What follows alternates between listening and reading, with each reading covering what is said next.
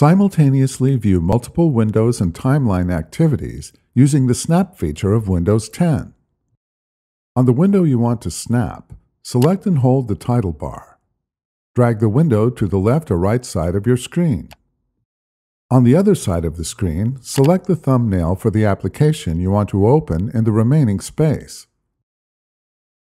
Snapping is also available for timeline activities. Select the Task View icon or press and hold the Windows and Tab keys on your keyboard. From the timeline, right-click an activity and then select Snap Left or Snap Right. On the other side of the screen, select the thumbnail for the application you want to open in the remaining space. Resize the snapped windows by selecting the edge of a window and dragging it to the desired width.